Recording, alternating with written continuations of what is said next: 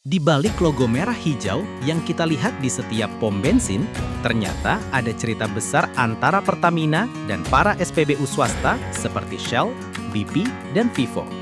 Dan ini bukan sekadar perang harga, tapi soal kepercayaan dan transparansi.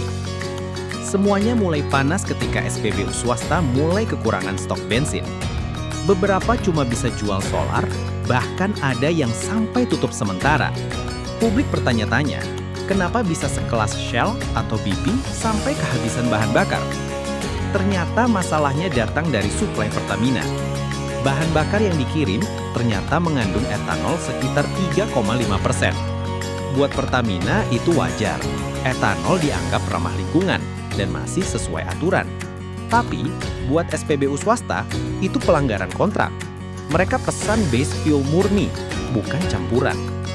Akibatnya, pembelian sampai puluhan ribu barel dibatalkan. Dari sini publik mulai curiga, apakah ini sekadar salah paham teknis atau ada upaya menekan pemain swasta biar sulit berkembang?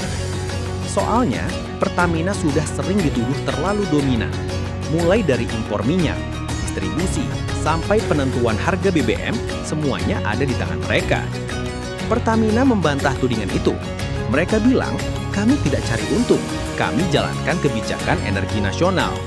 Tapi, di sisi lain, SPBU swasta merasa dirugikan. Dan di tengah tarik ulur itu, yang paling dirugikan tetap masyarakat. Karena pilihan makin sedikit dan harga makin naik. Pemerintah akhirnya turun tangan, mencoba menengahi dan meninjau ulang standar pasokan bahan bakar. Tapi kepercayaan yang sudah retak jelas nggak mudah diperbaiki. Kalau kita lihat lebih dalam, ini bukan cuma konflik antara dua perusahaan besar. Ini soal hak konsumen dan persaingan yang sehat. Pertamina boleh punya peran penting, tapi bukan berarti boleh mendikte semuanya. Jadi pertanyaannya sekarang, siapa yang benar? Pertamina yang bilang mereka jalankan tugas negara? Atau SPBU swasta yang menuntut keadilan dan transparansi?